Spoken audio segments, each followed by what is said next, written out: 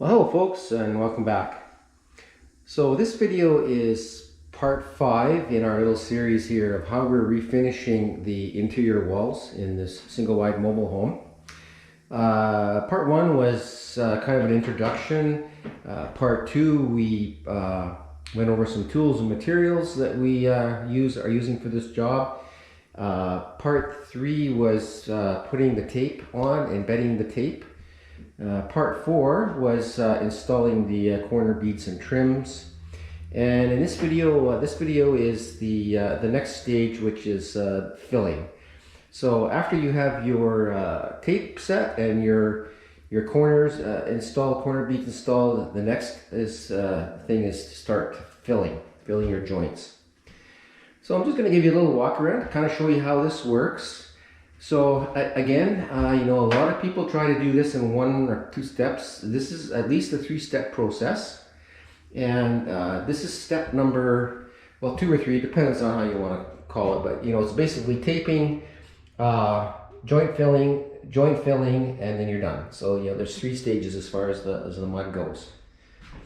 So you can see, you know, in the first video we showed you, you know, this was all kind of hacked up here. You know, we had lots of things going on here with different kinds of materials and painted materials and, you know, lots of different things. And you can see how this is starting to come together here. So this has had the fill coat. I'm done the fill coat in this room. I have one little section left to fill, and I'm actually going to show you how I do that. But you know, just kind of do a walkthrough here to show you kind of where it's at. Now you'll notice, and I don't know if this is going to show up in the video or not, but so like you can see, for example, there's a little bit of a ridge there. You know, here you can see there's a little bit of a little trowel bump there. You know, another one here. So basically, you know, there's different ways to do this. I'm not a professional taper by any means of the word. And this is how I do it. So if you want to do it a different way, you know, that's entirely up to you. A professional taper would do this different than me, but I'm not that professional taper. This is how I get it done. So I put my tape on and get my tape embedded, and then I do this second coat. This second coat is a very heavy coat. And what I do is I put it on good and thick, and, you know, it doesn't matter to me if it's a little bit rough, you know, because now after this coat, I'm going to sand.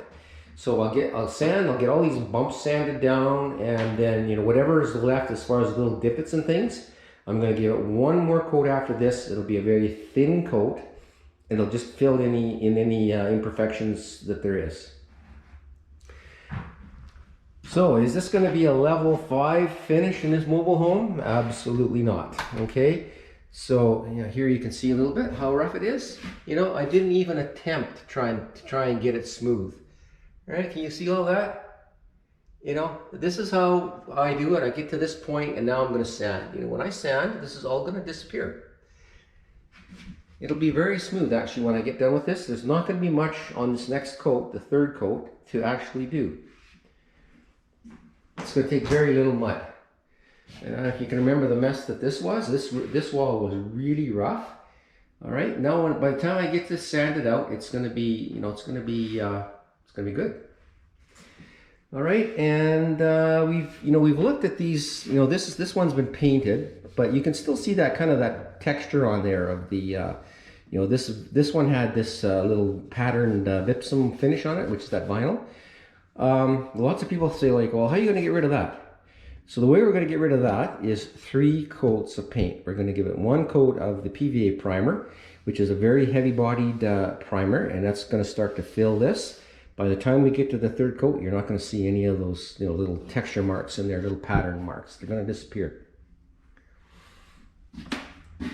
All right, so we're just going to walk through here, give you a look. This is a section here where I haven't done the fill coat. So this is just the tape coat. Okay, that's how it looks. So we're going to, on your first fill coat, you go from that to this. All right. And I'm going to introduce a new tool. I've got a new tool here. I'm going to show you another tool that's going to show you kind of how we do this. But you can see here now, like I've filled the corner beads. All right, and you just kind of see how this is all starting to come together here and starting to blend. Okay, I'll take you to the back here again. You just see, you kind of see how far I'm coming out here like this. There's a good swat. That tape is kind of underneath here. So now, by the time I sand this out, it starts to we call it feathering. It feathers, into the wall. Around the furnace, you can see how this around the furnace is starting to look, it's starting to look finished.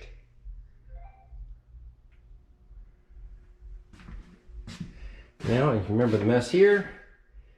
So yeah, this is rough. I don't know if you can see that. See that? It's rough. But don't mess around with it. Just get it on there and get it as smooth as you can, and just leave it alone. Just let it dry, and then you're going to sand it out.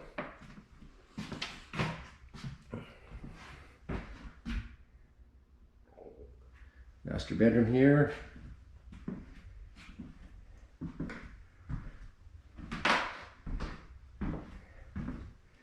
And this little bathroom here. Okay, now I'm going to take you back out. I'm going to show you something about the ceilings. So if you look up here at the ceiling, so that, I hope it shows in the camera. I think it does, but we've got the old ceiling, where we've scraped that old popcorn ceiling off, and we're down to the bare drywall and the original taping. And you can see here now where this new mud meets that old mud, and you can see how the old mud is yellow. So this is why when we get to the ceilings, that yellow in there will bleed through. You can give that 30 coats of paint, I think, and it'll still bleed through on your new ceiling. So when we get to the ceiling, we are going to be putting a stain blocker. We have to put a stain blocker on it. If we don't put a stain blocker, what will happen is all that yellow underneath there that you see there in that old mud, see the new mud is all nice and white. So here, like out here, we have all this old mud. All right, when we get to finishing the ceilings, I'm going to show this to you. But basically, what happens is it will be good for a month or whatever, and that yellowness will start to bleed through on your freshly finished ceilings. This happened to me. I had this happen on the very first time I did this. My ceilings looked beautiful, and after a couple months, I started to get, you could see where every one of these joints was through the new ceiling, and it was because of the yellow bleeding out. Now you can also see it here. I'm not sure if you can see it, but if you can see that yellow tinge there around the beam, so that's new drywall mud over there, over the old mud. And again, that has, that's bleeding out. And that will continue to bleed. If you put paint on that and then whatever, it will continue to bleed out. The only way to stop that is to apply a stain blocker. A stain blocker is going to be going on all these ceilings. That's the only place you don't need to put it on the walls. All right, so I'm going to change my camera angle here. I'm going to get the camera up on my head, and then I'll kind of just show you how we fill this on this coat. Okay, so we're ready to show you how we do this second coat of mud after the tape. So we've got the tape embedded, it's dried. All right, and now we're going to put our mud onto this to expand it out to look like this. So the trickiest part of this is going to be getting your mud right, and this is something you'll have to play with. Do it yourself, or even me, I don't do this every day, so it takes a bit to get it right. If you find that when you're putting it on and you're pulling it with your trowel, that it's really hard work, it shouldn't be hard work. Then if it pulls too hard, it's too thick, and you just need to put a little bit more water in. If it's running all over the place and dripping, you've put too much. You put too much water in it. Like, you see how this sticks to the trowel? All right. So if it's too wet, it'll be, sliding off. If it's too thick, you can see how when I put this on here, it just pulls out. It pulls out very easily. If it's too thick, it's not going to pull like that. All right. Now, what's important also is how you hold your trowel. So if you hold your trowel straight up and down like this, okay, you're going to scrape all your mud off. Okay, you see how that works? What you want to do is you want to hold your trowel on a bit of an angle like this, and not too heavy of a pressure. You know, again, it's a bit of a trick. So when professionals do this, they have all kinds of machines. You know, they have what's called mud boxes that they would run down here with their mud box, and it puts the right amount of mud on, and it goes really fast. You know, in the corners, they have, you know, machines that you put the mud in both corners and it smooths it, and, you know, it's really quick. When we're just using this, okay, this is all we've been using here. We've graduated from, you know, that smaller trowel. I don't know where it's got to, but we started with a 4-inch. This is a 6-inch. If you put your mud in the corner like this both ways, all right, if you try to do your corner both ways at once, okay, you can see what happens here. No matter what you do, you're always going to get this. I don't know how, I hope you can see this on the camera, but you see how it's not clean in there, right? So it's practically impossible to get in there and leave enough mud in there and have a nice square corner. Okay, I've basically scraped all the mud out of there now. So the technique that I do, I don't try and do both corners at once. So what I will do is I will do one corner using this as my guide, because it's hard, it's dry, and I pull along here, and that's going to leave the mud underneath here. All right, like this, so you can see how I have a nice square corner there, right? If I go in here now, the trowel's going to pull that wet mud out. So what I do is I go around and I do one side of all of my corners first. Let that dry, and once that dries, then I can come back in here and do the second one, the other side. And because this is dry, I'm going to have a hard place for my trowel to go, and I'll end up with a nice square corner, and all of this tape will be covered with the mud. So what I do is I usually go along the top of the ceiling there first, and I'll do up there, and then I'll come down and I'll do one side of that, and then I'll go back and then I'll do any of these flats in between. Let that all dry, and then I'll come back and then I'll do the other side of the other side of the angle, and you know, finish it out that way. All right, so let's show you how this is done. So now you can see up here, this is, I hope you can see this. So you can see this. So now see, there's a little bit of mud left in there. Well, once I sand this out, that mud is going to get sanded out, and we're going to have a nice sharp corner in there. Okay, as you're going along, if you have any places like this where it's, you know, got these little bit of muck on here, you know, that's muck on there from when I put this up here. So up here I'm going to do this angle. Down here I'm going to go down this angle. I'm going to leave that. I'm going to leave that till after it dries. I'm going to do that next time. All right. So I just go up in there with my trowel. Okay, I'm going to pull down here like this.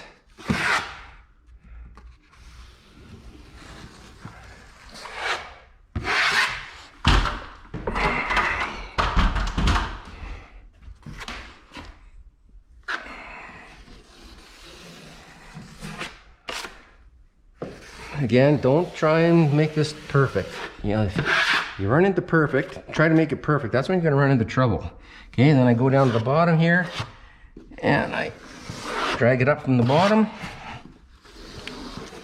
So I'm leaving behind a nice layer of mud. You know, the first one was done with the 4-inch trowel, and now you can see I'm out here with the 6-inch trowel, so you see how I'm starting to feather this out here.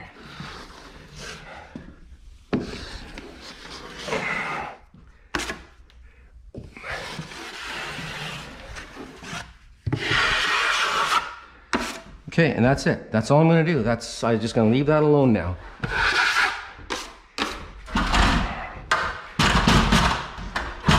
Once that dries, I'll come back in and do this angle. And again, after that one dries, then I'll do the sanding.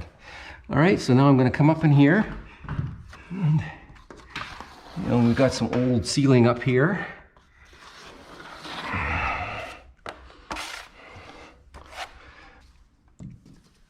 This is a bit tricky because we've got a old corner bead here. You can see how, you know, I'm just kind of filling that in there like that. All right, and you can see now that I've left, there you can see the tape, right? And here you can see the tape. This up here has been filled.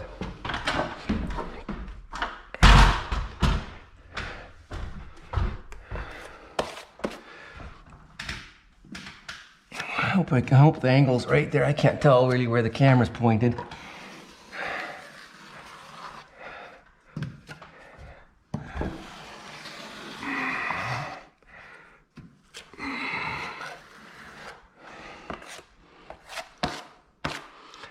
All right, I'm not going to go all the way across there with this and bore you with that. You get the idea. Just want to get past this. Want to get past this horizontal here.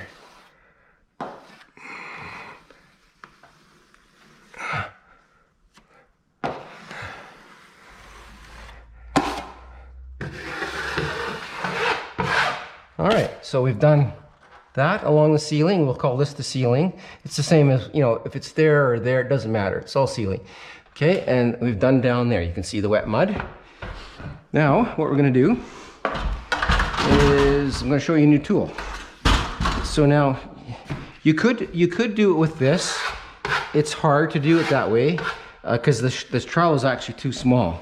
So I have another trowel here. I've got two trowels actually. So this is the one that I'm going to use.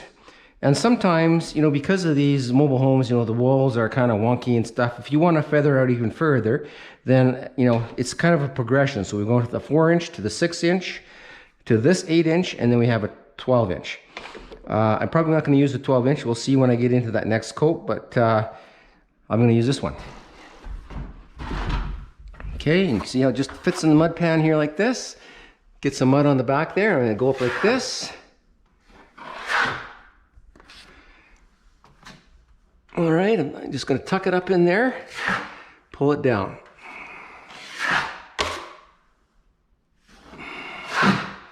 Okay, now it's not perfect. It's not perfectly smooth. Don't worry about it. All right, I'm just going to work my way down.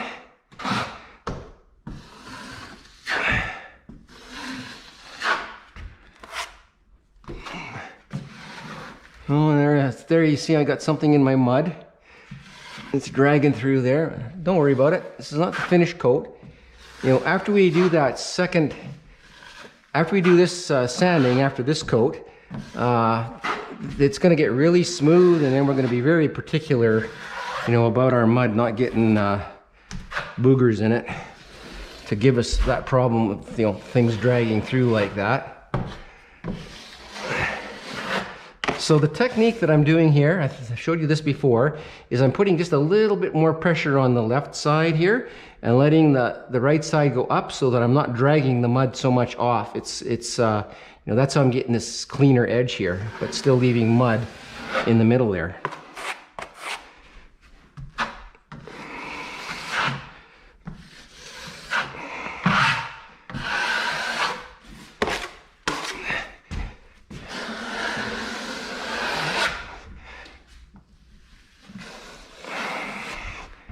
Okay, just very light pressure now on this, just kind of smooth it off. Okay, I got a little bit more of a divot here than I want.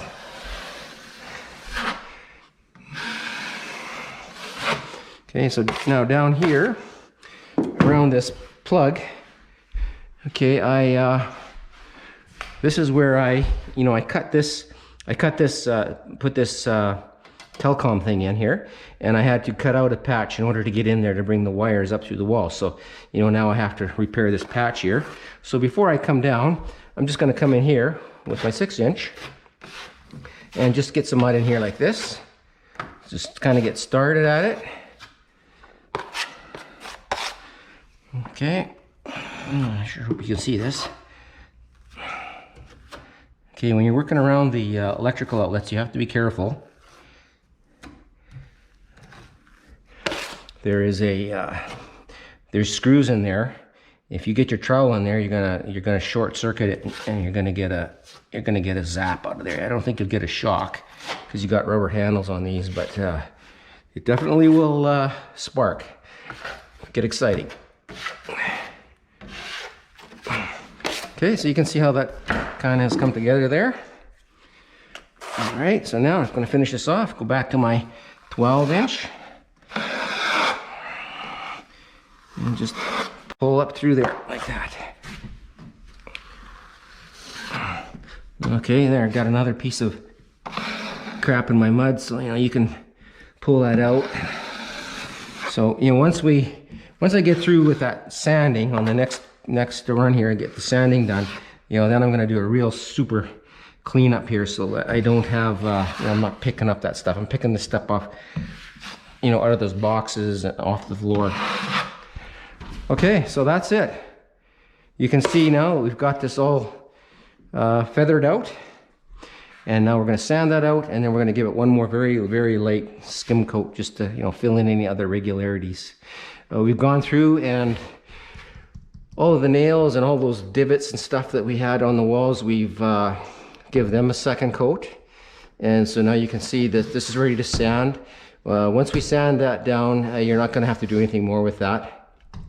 You always get a bit of shrinkage on the first coat, so you put your first coat on, and where that nail is, their screw is, it'll get a little divot. Second coat takes care of that. All right, folks, so the next step, once I get done, this is my last section in the whole house. So now this is going to dry. I'll do out the other two corners there, and then we'll get busy with the sanding, and we'll show you how we're going to finish this up. Getting really close to being ready to go to ceilings. Ceilings are my favorite part of this whole thing. I really love the ceilings. All right, folks, well, thanks for watching. If you find this video helpful, please give it a thumbs up. If you'd like to share it with someone, go ahead and share it. That really helps out the channel, and it really helps out the channel when you subscribe. Catch you on the next one.